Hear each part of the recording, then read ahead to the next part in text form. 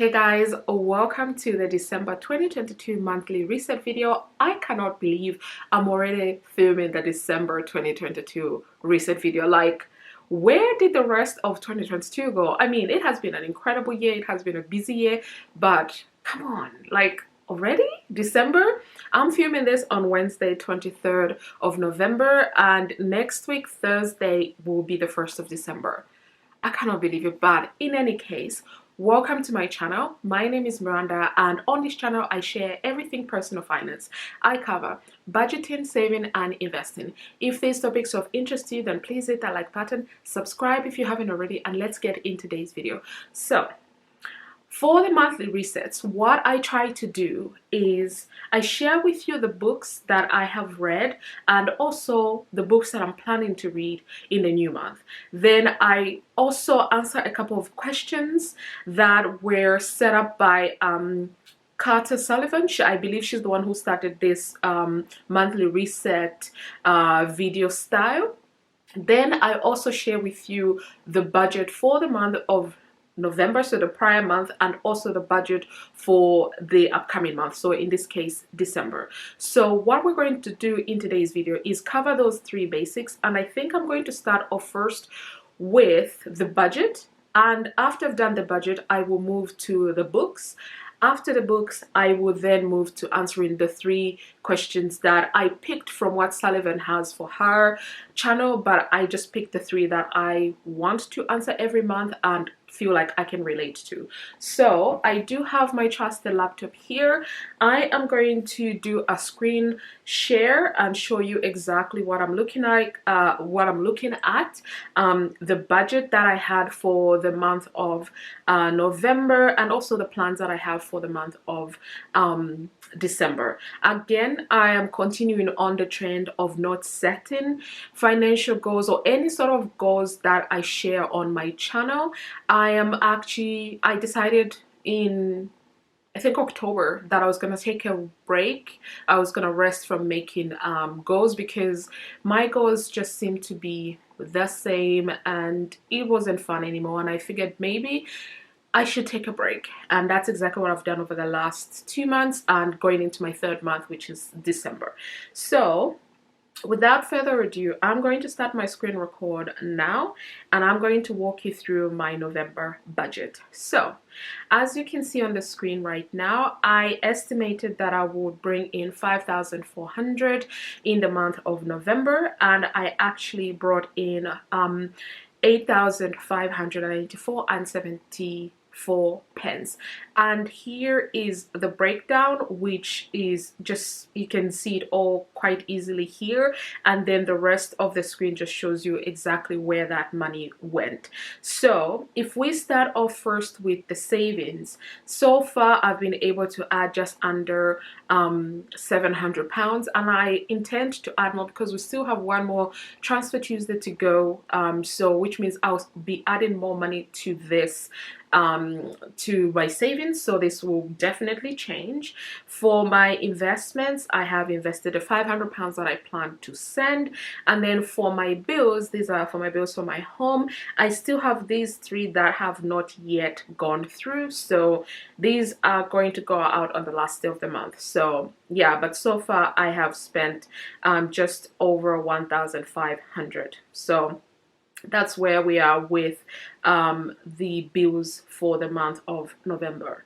If we go to tithe and giving, again, the month is not yet over. I try and give 10% of what I bring in. So far just under 300 pounds is what I've been able to give. My rental bills for rental property 1 and 2 all been paid except for this one, which goes out actually in 2 days time, so that one is still to be paid. And then my variable expenses, this is where it gets interesting.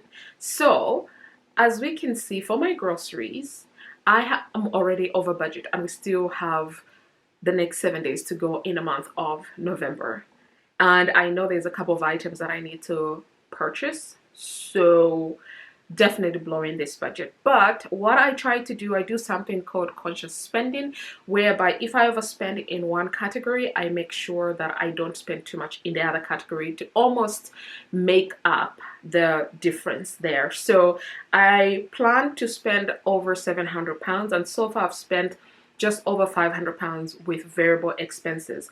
The two boxes here that are in green shows that this money, I actually sent it to my savings instead of spending it. So that's what has happened here. I'm not going to spend that money on personal care or on beauty because I do have other money that I can spend.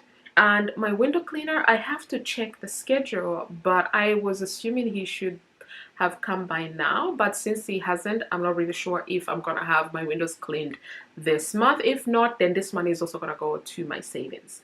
Then for my business expenses, so this is expenses for Etsy, this is expenses for my blog and other side hustles that I have. So far I've spent under £40, which is not bad. And then for unplanned / planned expenses, I have spent just under £1,000 so far. And I say just because some of them I knew were coming and some of them I did not. So let's first talk about the Christmas shopping. I mentioned in my last budget video that I was gonna cash flow Christmas, and that's exactly what I'm doing. And so far I've spent just over £200 on my Christmas presents for my family.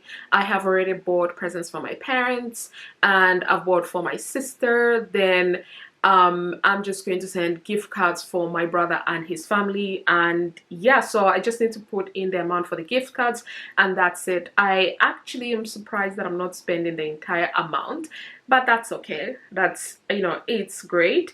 And then Plum, I've mentioned about Plum on this channel before. It's one of the apps that I use to help me save money. So this £192.75 is rounded up money, so change from all of my expenditures from my main bank account, and this money is then split into investing on the app as well as savings. And what I do every single month is the money that I manage to save on the app, I take it off and I send it towards financial goals that I have.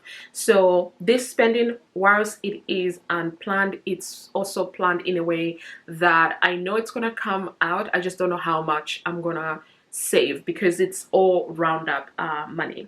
Then I updated my will, so I had to pay some money, and then my family car needed some repairs, so I went into my sinking fund and I paid for that. And this is the importance of having sinking funds, so I didn't actually have to cash flow this. I just went and I used money from my savings to do that. I have a girl's birthday / getaway due next month, so paid for that already. Baby shower for a friend of mine, paid that. And yeah, so just a lot of other little expenses that have happened. So far I have just over £3,000 left to spend. And what is going to happen with this 3,000 is I'm going to move it over to December because all my bills come out at the beginning of the month, so I ensure that I do have money in my account to pay for those bills. Then my pay, I have 3 standard payments, so 2 for my rental income and then my 9 to 5, and then I've got Etsy as well, which I don't really count that much until it actually comes into my account. So we're now going to move over to December, but for the month of November, it was an incredible month. It's still an incredible month. Spending, obviously in the unplanned section, I could do better. I always say that I could do better. This is where you can actually see where you can curb some spending from your budget and send it towards your financial goals. So opportunity for me to improve there, so I'll have to look at that. Now if we go to the month of December, I am expecting to bring in 5,300, and for me, what I always estimate is the minimum that I can get from all the sources that I currently have bringing me money in my life. So this is what I budget over, and as you've seen across the year, these amounts actually are 5,000 is the minimum, and every single month I'm bringing in between, I want to say between 7,000 to 10,000. So that I always budget for the minimum, so that if I get a surplus, I can send more money towards my financial goals. And if I get just the minimum, then I won't be struggling because I already budgeted for the minimum that I am expecting to get. So no changes, if I'm honest, with the budget for December, and this is why I won't spend too much time on this. But you will notice that I don't have in the unplanned, I don't have anything in the unplanned budget, because obviously Christmas I've already bought the gift, so I'm not planning to do that. The other thing you'll notice is I have increased my food budget. I have maintained it between 200 to 250 pounds, but everything is just so expensive, so I've increased it for December because I'm hosting Christmas this year, so I know we'll be buying a lot of things, a lot of food. My family is coming over, so yeah, we've increased the budget there. But as you can see, I still have 500 pounds unbudgeted so far, and I have yet to decide where this 500 pounds will go. I follow a zero-based budget approach, which means my income minus my expenses equals to zero. So all of the income that I bring in is allocated an activity, a function, or something of that nature. So I could possibly send this 500 pounds towards my emergency fund or my other savings investments, but who knows. So this 500 pounds is actually coming from the 400 pounds that in the previous budget I allocated towards Christmas, and then yes, 400 pounds from Christmas, but also some from my ISA. You will notice that my ISA for December is actually only getting 100 pounds as opposed to 400 pounds. And this is because December is when I reallocate and reassess my portfolio and determine which funds I want to focus on in the new year. So I still invest, I just reallocate my funds, what I want to fund the most and what have you. So this is why I have reduced how much I am planning to contribute towards my ISA. This might change. This is why I have not sent the 500 to anything so far, because I might possibly decide to send that 500 towards my ISA. But portfolio reallocation, once I've decided what I want to do, and that is what will be implemented in 2023, then I will decide what I do with that money. But for now, I'm keeping it there because I don't yet have plans to do anything with it, but we shall see. So that is all with respect to the budget, and I'll stop sharing my screen. So now we can go on to books, you guys. So I spoke about the books that I've been loving, I've been reading, especially my new favorite author, David Baldacci. I think that's how you say the name. I have been loving his books.